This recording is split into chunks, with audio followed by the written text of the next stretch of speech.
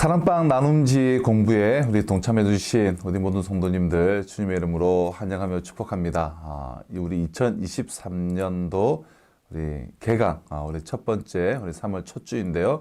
이번 주부터 우리가 사랑방 모임을 다시금 우리가 시작해 주시면 좋겠습니다. 사랑방이 그렇게 많이 이제 개편은 되지 않았고요.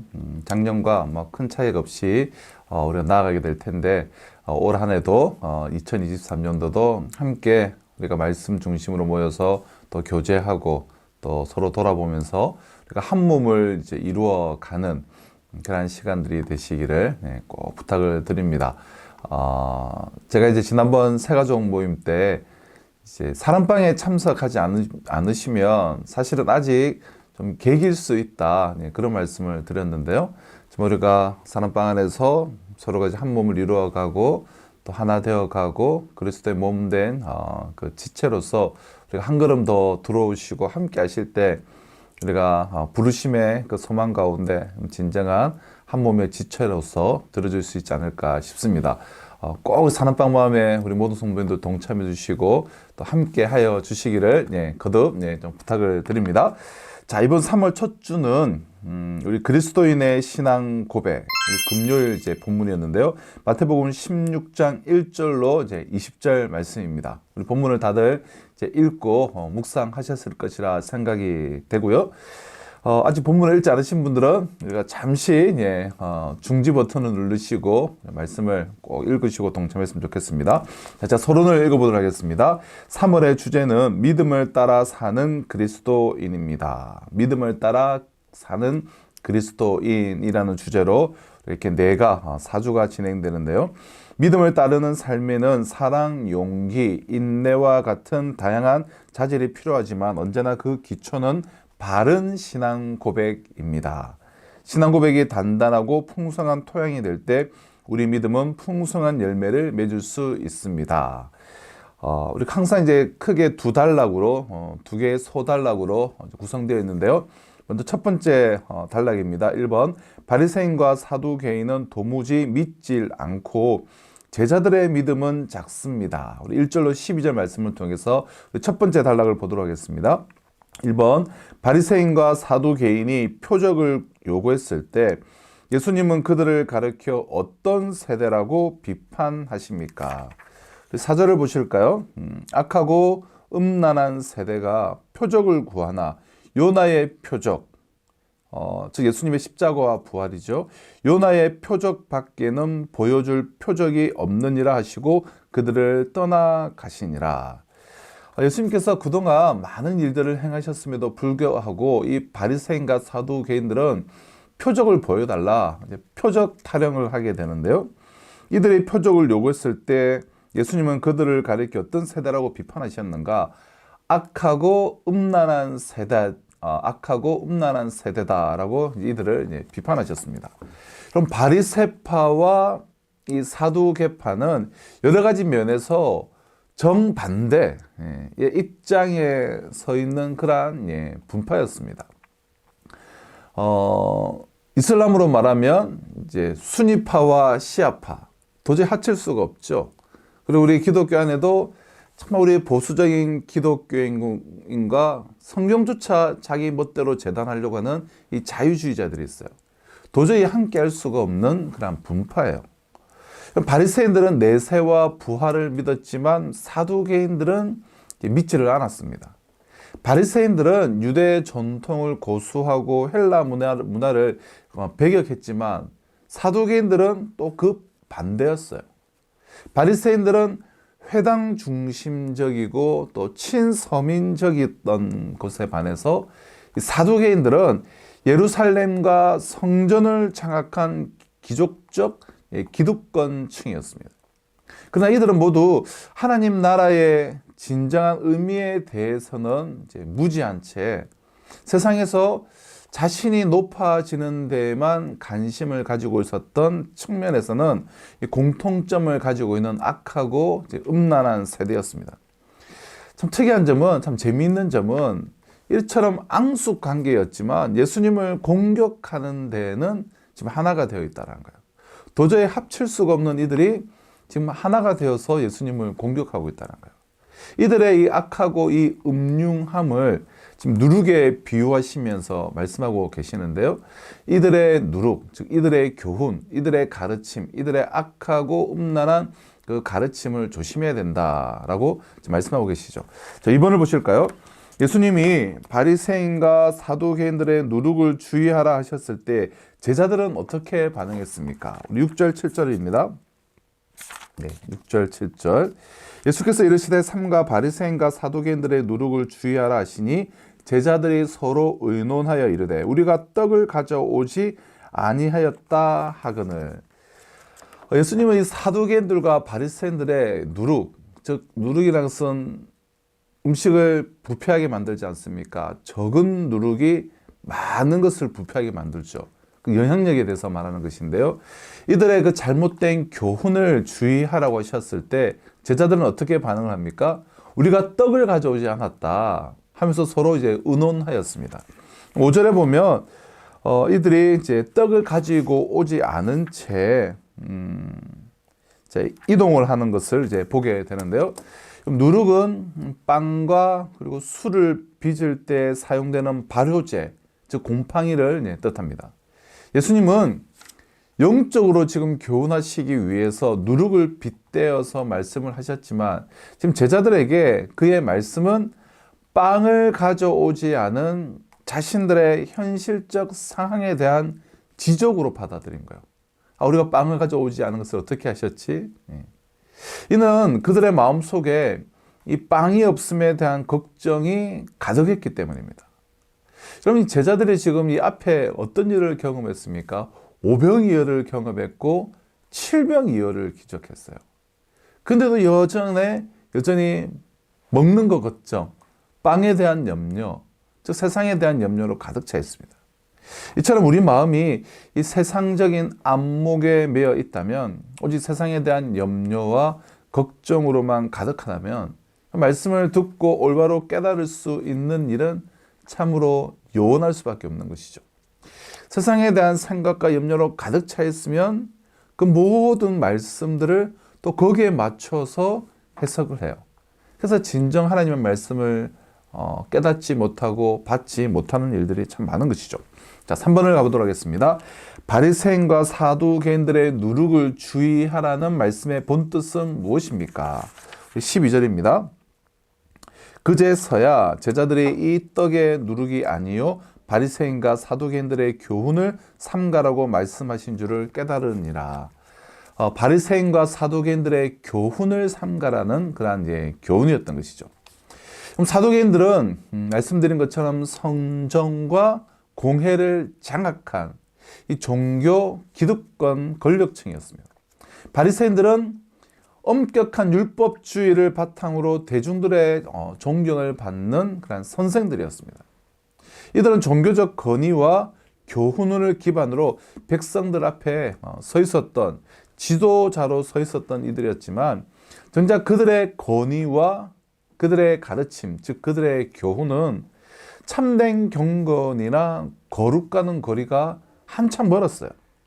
그럼 겉보기에는 그럴듯해 보이고 많은 사람들이 한우하지만 실상은 하나님 나라의 복음과는 전혀 상관이 없는 거리가 먼 이 종교적인 권위, 전통, 자신들만의 교훈들이 바로 바리새인과 사두개인들의 누룩이다라고 예수님께서 지적하고 계시는 것입니다. 자, 우리 첫 번째 소단락을 통해서 우리 나눔 1번 바리새인과 사두개인들의 마음은 예수님을 메시아로 받아들일 수 없을 정도로 악하고 음란했습니다. 게다가 유대 사회에 미치는 그들의 영향력이 컸기 때문에 누구든 그들의 교훈에 물들기 쉬웠습니다. 오늘날 예수님을 받아들이지 못하게 하는 바리새인과 사두개인들의 누룩은 무엇인지 이야기해 봅시다. 오늘날 교회도 각 개인도 정말 예수님을 온전히 받아들이지 못하게 하는 자신들만의 그런 전통이 있고 교훈이 있고 이 바리새인들과 사두개인들의 잘못된 가르침, 교훈, 이 누룩들이 있는 것을 보게 됩니다. 어떤 것이 있는가 우리 각자가 한번 나눠보시고요. 꼭 나누면 돌아가시면서 우리 한마디씩 다 하시면 좋을 것 같아요. 우리가 짧게라도 자, 나눔 2번. 제자들은 삼가야 할 것에는 주의를 기울이지 않으면서 걱정할 필요가 없는 것, 즉 떡에는 염려했습니다. 믿음이 작았기 때문입니다. 오늘날 그리스도인의 믿음이 작기 때문에 생기는 걱정거리는 무엇인지 이야기해 봅시다. 또 믿음으로 염려를 극복한 경험이 있다면 나눠봅시다. 자, 우리 서로 꼭 이제 돌아가시면서 나누시고요. 자, 우리 두 번째 단락입니다. 2번. 예수님은 베드로의 신앙 고백을 기뻐하시고 그를 축복하십니다. 우리 13절로 20절인데요. 먼저 1번. 사람들은 예수님을 가르쳐 누구라고 했습니까? 우리 3절, 4절입니다. 13절, 14절입니다. 예수께서 빌립보 가이사라 지방에 이르러 제자들에게 물어 이르시되 사람들은 인자를 누구라고 하느냐? 이르되 더러는 세례요한, 더러는 엘리야, 어떤 이는 예레미야나 선지자 중에 하나라 하나이다. 14절 말씀만 읽어도 되겠네요. 사람들은 예수를 누구라고 가르쳤는가? 세례요한, 혹은 어떤 사람은 엘리야, 또 예레미야나 선지자 중에 하나다라고 사람들은 말을 했습니다. 그럼 당시 많은 유대인들이 예수님을 메시아와 연관지어서 생각을 하지 않은 것은 아니에요. 메시아로 연결해서 생각을 하거나 예수님이 메시아일 수도 있다는 기대를 가지고 있었습니다. 이러한 기대는 예수님이 예루살렘에 입성할 때 수많은 사람들이 환호하는 모습을 통해서 우리가 알 수가 있죠. 하지만 그들 중 대다수는 여전히 예수님이 신성을 가지신 하나님의 아들이라는 사실을 믿지 않았습니다. 예수님이 공생의 기간 여러 차례에 걸쳐서 분명하게 그의 신성을 드러내시고 나타내시고 가르치셨음에도 불구하고 그들은 단지 예수님을 선지자들의 한 명, 그러니까 계속해서 왔던 그 선지자들의 연장선상에서 이해하려 했을 뿐이었습니다. 자, 2번입니다. 베드로는 예수님을 어떤 분이라고 고백합니까? 16절 너무나 이렇게 중요한 구절이죠. 시몬 베드로가 대답하여 이르시되 주는 그리스도시요 살아계신 하나님의 아들이시니이다. 주님, 먼저 첫 번째는 주는 그리스도시요 살아계신 하나님의 아들이시다라고 고백했는데요. 베드로의 이 위대한 신앙 고백에는 명확한 두 가지 진리가 드러납니다. 첫째는 예수님은 그리스도, 즉 구약에서 예언한 구원자이시다. 그리스도라는 말은 기름 부음을 받은 자다라는 그러한 의미로, 그러니까 왕과 선지자와 제사장들이 이에 해당하죠. 하지만 베드로는 이 그리스도라는 이 말 앞에 우리가 헬라어 원문을 보면 정관사를 딱 붙여놨어요. 그리스도라는 말 앞에 정관사를 붙임으로 분명하게 구약이 예언한 메시아를 지칭하는 의미로 이 그리스도라는 고백을 사용하고 있어요. 둘째는 예수님은 하나님의 아들이시다라는 그러한 고백입니다. 아들과 아버지는 본질적으로 같은 본성을 지니고 있죠. 그렇게 이 고백은 예수께서 신성을 가지신 하나님이심을 고백하고 지금 드러내고 있는데요. 특별히 살아계신 하나님의 아들이시다. 주요, 그리스도시요, 살아계신 하나님의 아들이시다. 이 세 가지 이 고백은 초기 기독교의 기독론에 있어서 매우 중요한 그러한 고백입니다. 자, 3번입니다. 예수님은 베드로를 어떻게 축복하십니까? 이 위대한 신앙 고백을 한 베드로를 어떻게 축복하시는가? 18절 19절입니다. 또 내가 내게 이르노니 너는 베드로라. 내가 이 반석 위에 내 교회를 세우리니 음부의 권세가 이기지 못하리라. 내가 천국 열쇠를 내게 주리니 내가 땅에서 무엇이든지 매면 하늘에서도 매일 것이요 내가 땅에서 무엇이든지 풀면 하늘에서도 풀리리라 하시고, 어떤 축복을 하시죠? 베드로를 이제 여기서 베드로라, 즉 반석이라 부르시고 페트라라는 단어인데요. 이 반석 위에 내 교회를 세우리니 음부의 권세가 이기지 못하리라라고 하셨으며, 또 그에게 천국 열쇠를 주겠다라고 그렇게 말씀하셨습니다. 누구든지 성령이 아니고서는 예수를 주라고 고백할 수가 없습니다. 그러므로 이 고백은 온전히 하나님으로 말미암은 고백이에요. 예수께서는 이 고백이 바로 교회의 반석이 되는 위대한 고백이라고 말씀하셨습니다. 물론 이 고백을 한 베드로 역시 이 초대 교회의 이 기초를 세우는 중요한 역할을 감당하게 되었습니다. 하지만 참된 교회는 베드로라는 특정 개인 한 사람이 아니라 참된 신앙 고백 위에 세워지고 또한 참된 신앙 고백에 근거한 삶은 많은 이들에게 교회의 근원이 되고 뿌리가 되는 것인데요. 무슨 말씀인가 하면 이 구절에 대한 해석이 너무나 중요해요. 로마 가톨릭과 이 개신교회가 개혁교회가 차이점을 나타내는 아주 중요한 말씀 중에 하나인데요. 로마 가톨릭은 봐라, 우리 주님께서 뭐라고 하셨느냐, 베드로라, 이 베드로 위에 내 교회를 세우고 음부의 건세가 이기지 못하는 건세를 준다고 하시지 않았는가. 그래서 베드로의 일대 교황, 그래서 교황이 돼서 베드로를 반석으로 해서 베드로를 뿌리로 해서 베드로를 통해서 교회를 세웠다. 그래서 교회의 머리요, 일대 교황이요. 그래서 교회의 주인이고 성경을 여기까지 재단할 수 있는 권한도 있고 교회의 머리이기에 어떻게 합니까? 왕관을 쓰고 이렇게 지팡이를 짚고 황금빛이 나는 옷을 입고 그러지 않습니까? 베드로가 그래서 일대 교황이 되어서 교회의 머리가 되어서 2대 교황, 3대 교황 이렇게 쭉 진행이 되는데요. 그럼 교회가 태동할 때 베드로의 역할이 있었다는 건 분명해요. 아주 중요한 역할을 했죠. 근데 여기서 말하는 베드로 위에, 즉 베드로를 반석으로 해서 내 교회를 세우시겠다라는 예수님의 말씀은 베드로라는 특정 개인으로 제한하는 것이 아니라 베드로가 했던 이 위대한 신앙 고백, 주는 그리스도시요 살아계신 하나님의 아들이시라는 이 신앙의 고백 위에 교회를 세우겠다라는 하나님의 약속의 말씀이죠. 그러므로 우리가 교회론에 있어서 이것은 너무나 중요한 부분인데요. 베드로라는 특정 개인, 그래서 그것이 교황이 이어지고 그래서 교회의 머리가 되는 것이 아니라 교회는 성도들의 위대한 신앙의 고백 위에 세워져요. 베드로가 했던 신앙 고백과 동일한 신앙 고백을 하는 이들이 교회의 근원이에요. 제가 주는 그리스도시요 살아계신 하나님의 아들이십니다라는 신앙의 고백이 있어요. 저와 똑같은 신앙의 고백이 있는 성도가 2명이 3명이 모여 있으면 건물이 없더라도 심지어는 목사가 없더라도 그 모임은 온전한 교회예요. 예수를 주라 고백하는 분명한 믿음 아래에 성도들이 모여있는 그 모임, 그것이 바로 이제 진정한 교회인 것이죠.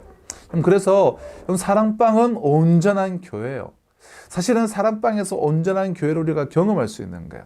사랑방에서 드려지는 예배는 온전한 예배입니다. 예배에는 참 예물이 있어야 되죠. 제가 그동안 이제 강조는 하지 않았지만 우리 올해부터는 꼭 사랑방 모임에 참 예물을 드리는, 헌금을 드리는 시간들을 꼭 우리가 가져주시기를 바라고요. 그 헌금은 우리가 전에 참 올해부터 우리가 선교비로 참 사용하면 좋겠다, 그런 마음을 가지고 있습니다. 온전한 교회다. 예수를 주라 고백하는 다른 지체들과 모이는 그곳이 바로 살아있는 교회요 온전한 교회임을 우리가 고백하며 이번 한 주도 올해 2023년도도 우리 1학기도 우리가 모이기를 힘쓰고 귀한 사랑방의 모임으로 나가셨으면 좋겠습니다. 우리 나눔, 마지막 나눔 한번 보실까요? 나눔 3번, 개인과 공동체의 바른 신앙 고백이 중요한 이유를 나누고 바른 신앙 고백이 있으려면 나의 노력을 어떻게 기울여야 할지 이야기해 봅시다. 덧붙여 나의 언어로 된 나의 신앙 고백을 나눠 봅시다. 각자의 개인의 신앙 고백. 제가 오늘 아침에 지금 좀 급하게 하느라 말이 자꾸 꼬이는데요. 양해해 주시고요. 바른 신앙 고백이 너무나 중요하죠. 왜냐하면 그 신앙 고백 위에 하나님께서 교회를 세우시기 때문에요. 각자의 신앙 고백이 또 무엇인가 나의 언어로도 한번 나눠보시고요. 저의 신앙 고백을 나의 언어로 나눈다면 저는 그런 고백인 것 같아요. 주는 나의 목자가 되어주셔서 나의 한평생의 삶에 아무런 부족함이 없고 풍성했습니다. 이것이 저의 신앙 고백 중에 하나인데요. 이런 식으로 우리가 자신의 신앙 고백도 서로 나눠보시면 참 좋겠다 싶습니다. 올해 2023년 1학기 개강이 되었는데요. 올해도 이렇게 영상을 통하여서 좀 예습을 하시고 또 개인적인 묵상을 통하여서 또 준비하신 후에 우리 사랑방 안에서 우리가 나눔 중심으로 풍성한 교제의 시간이 되시기를 부탁드리고요. 오늘 첫 시간에서 한 15분이 좀 넘은 것 같아요. 예. 하지만 앞으로 제가 이제 최대한 15분 안에 이 영상을 우리가 좀 준비해서 여러분들 예습하시는데 어려움이 없도록 준비하도록 하겠습니다. 그리고 올해도 우리가 피연수 형제가 계속해서 수고해주고 또 올해는 이제 우리 박건, 우리 건희 현재 또 제대 후에 함께 수고하게 될 텐데요. 이렇게 사진, 피연수, 예, 그리고 박건, 예, 사진 한번 띄워줘서 우리 성도님들 한번 얼굴도 알게 한번 띄워주고, 예, 그렇게 해서 제가 이렇게 말하면 이렇게 편집을 해야 됩니다. 예, 띄워주고 올 한해 또 이제 수고하게 될 텐데 또 우리 지나가다 만나면 우리 격려도 해주시고, 예, 그러면 감사하겠습니다. 이번 한 주도 우리 사랑방 우리 개강하시고 또 말씀 안에 거하는 풍성한 시간 되시기를 주님으로 축복합니다. 네. 감사합니다.